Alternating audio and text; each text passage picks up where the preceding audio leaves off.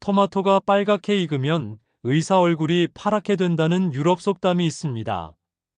잘 익은 토마토가 의사들의 수입을 줄어들게 할 정도로 몸에 좋다는 뜻이죠. 토마토의 가장 탁월한 성분은 라이코펜인데, 토마토의 붉은색을 내는 물질인 라이코펜은 세포의 대사에서 생기는 활성화 산소와 결합해 이를 몸 밖으로 배출하는 역할을 합니다. 활성산소는 노화를 유발하고 DNA를 손상시키는 물질입니다.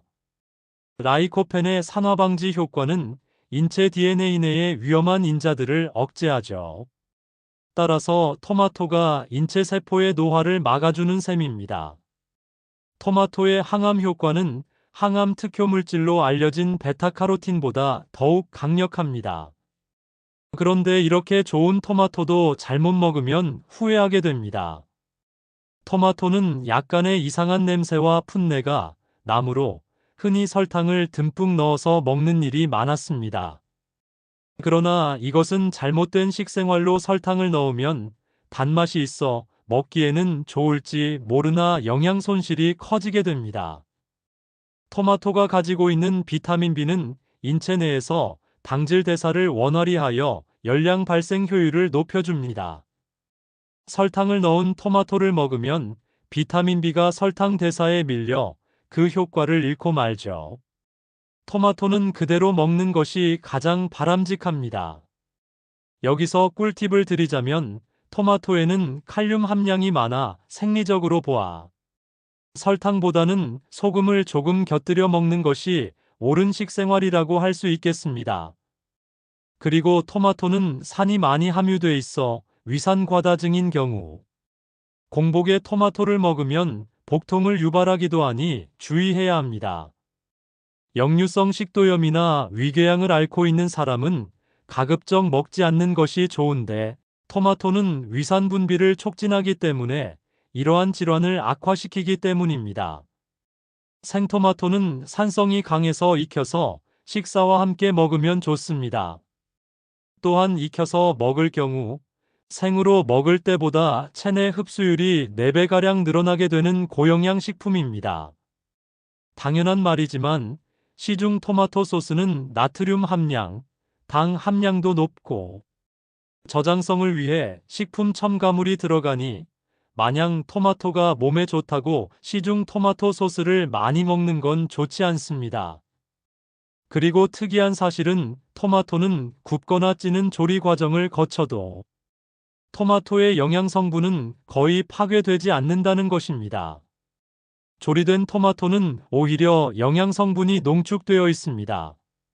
생토마토와 토마토 케첩, 토마토 주스, 토마토 피레, 토마토 페이스트를 비교해보면 토마토 페이스트의 영양 성분이 가장 탁월하고 칼슘과 칼륨, 비타민 A는 5배, 비타민 B는 4배, 비타민 B는 생토마토의 6배, 비타민 C는 2.5배가 더 많습니다.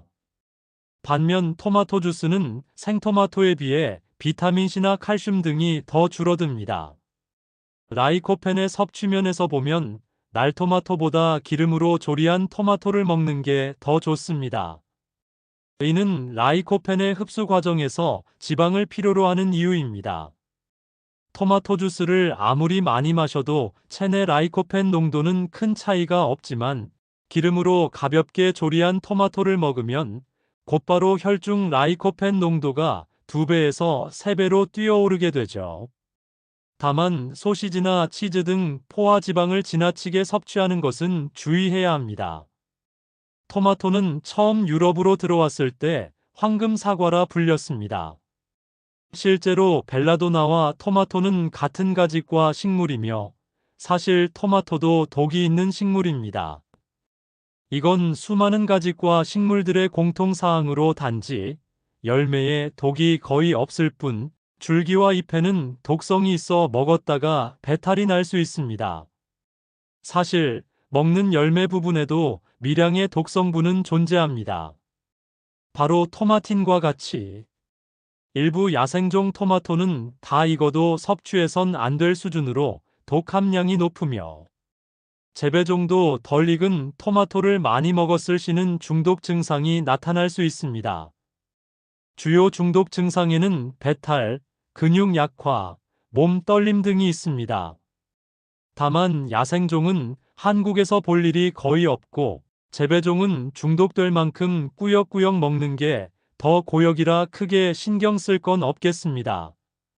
하지만 시중에 유통되는 대부분의 토마토는 유통의 편의성 때문에 완숙 토마토가 아니라 덜 익은 토마토임을 생각할 필요는 있습니다. 면역력이 약한 어린아이나 사람보다 체구가 작은 애완동물에게 간식으로 설탕을 뿌린 설익은 토마토를 잔뜩 줬다가는 배탈이 나기 십상이죠. 초기에 토마토는 이탈리아에서는 무어인의 사과라고 불렸는데 프랑스로 넘어가는 와중에 아모르, 즉 사랑의 사과로 이름이 잘못 알려지는 바람에 정력에 좋다 혹은 최음 효과가 있다는 루머가 생겨서 영국에서는 19세기 중반까지 러브 애펄이라고 불렸습니다. 유럽에 전해진 유래에는 콜럼버스가 가져왔다는 설도 있고 그냥 선원이 가져왔다는 설도 있는데 초기엔 감상용 작물로 여겨졌고 정력제나 최음제로 여겨져 청교도 혁명 중 영국에서는 재배가 금지되기도 했습니다. 일본에는 17세기에 전래되어 젓가자라고 불리었습니다. 한반도에선 광해군 시절 1614년에 이수광이 쓴 지봉유설에 토마토를 가리키는 남만시란 단어가 기록된 것으로 보아 토마토가 그 이전에 전래했다고 짐작하고 있습니다. 이와 같이 토마토가 전래된 시기는 350여 년 전이라고 하지만 재배가 일반화된 것은 그리 오래되지 않았습니다. 동의보감 등의 한방에서는 토마토를 번가라고 부르는데 대만에서도 이렇게 씁니다. 유럽 국가 중 가장 토마토를 좋아하는 곳은 바로 이탈리아입니다. 이탈리아 요리에는 토마토 및 토마토로 만든 토마토 소스가 매우 많이 들어갑니다. 그리고 이것이 이탈리아 요리가 입에 착착 붙는 이유이기도 하죠. 간장, 된장, 다시마, MSG 등의 감칠맛에 익숙해진 동아시아인의 입에는 토마토와 치즈를 듬뿍 써서 감칠맛을 내는 이탈리아 요리가 취향에 잘 맞는 것입니다. 농담 삼아 이탈리아 국기의 삼색인 녹색, 흰색, 빨간색은 각각 바질, 모차렐라 치즈, 토마토라는 말을 하기도 합니다.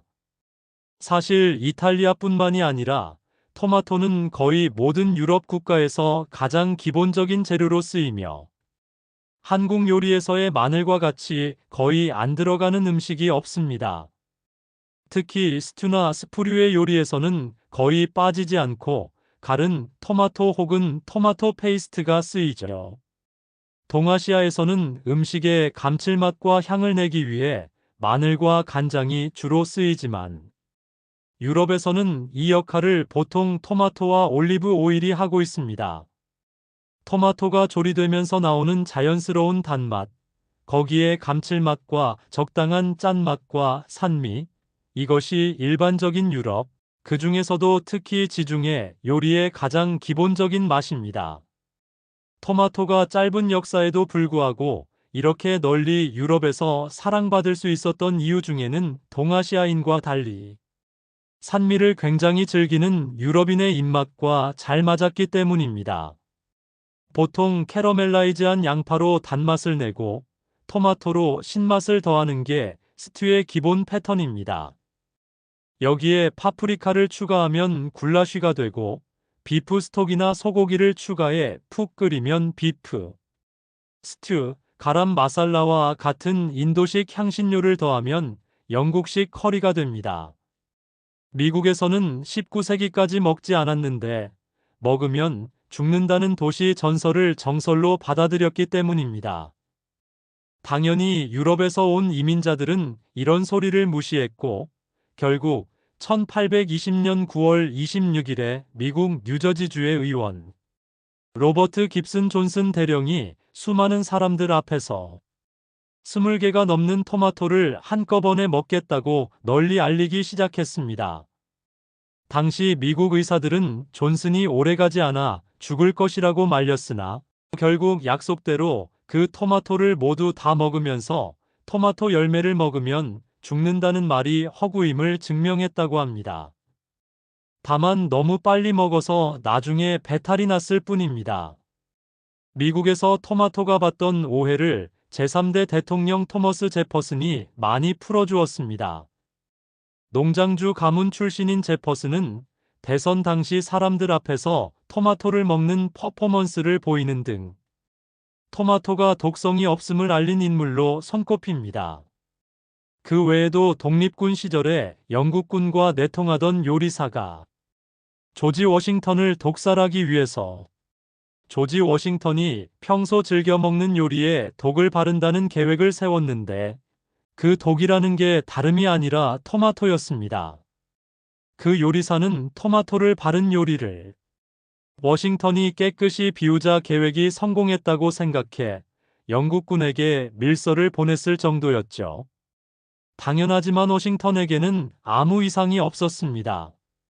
재미있는 이야기로 토마토가 채소냐 과일이냐는 계통 분류학적인 구분이 아니라 사람이 사용하는 용도에 따른 정치적이고 경제학적인 구분에 불과한데 국내 부가가치세법에서는 토마토를 채소류로 규정하고 농업통계조사규칙에서는 과채류로 분류합니다. 일본에서도 토마토가 과일이냐 채소냐로 오랜 논의가 있었습니다. 일반적으로 채소 취급이라 한국에 와서 후식으로 방울토마토가 나오거나 케이크 위에 올라가는 걸 보고 쇼크 먹는 일화가 종종 있었죠. 사실 한국에서도 케이크에 방울토마토가 올라가는 경우는 극히 드물기는 합니다. 미국에서도 토마토를 과일로 보느냐를 두고 논쟁이 있었는데 원칙적으로 과일은 식물에 먹는 부분 중에 씨를 포함한 씨방이 익은 것이고 토마토도 당연히 씨가 들었으므로 과일이었다는 것입니다. 문제는 미국이 법적으로 토마토를 채소로 취급했다는 것. 1800년대 미국 법에는 수입하는 과일에는 관세를 매기지 않는다는 법이 있었는데 유럽에서 토마토가 하도 많이 들어오자 자국 토마토 농가는 죽어가고 관세도 못 받으니 아예 법적으로 토마토를 채소라고 규정하여 관세를 받아먹었기 때문입니다. 추가적으로 과일이냐 채소냐를 과일의 당도를 측정하는 단위인 브릭스로 판별하자는 이론 또한 신빙성 있게 다루어지고 있으며 이를 통해 여러 가지 과일들과 채소들을 분류할 수 있는 장점이 있습니다. 토마토는 냉장 보관보단 비교적 따뜻한 실내에서 보관하는 것이 좋은데 이 연구 자료는 기간이 5일로 비교적 짧고 오히려 냉장 보관하는 게 낫다는 말도 있는 등 좀 더 자세한 연구는 필요해 보입니다. 방울토마토에 관련한 농촌진흥청 실험에 따르면 꼭지를 떼서 보관해야 신선도엔 더 낫다고 합니다. 또한 토마토와 토마토 주스에는 장티푸스를 일으키는 병원균인 살모넬라 티피균과 소화기 및 요로 건강을 해칠 수 있는 다른 세균들을 죽이는 강력한 항균 성분이 들어있다는 연구 결과도 있습니다. 감사합니다. 남일의원 원장 닥터 남이었습니다.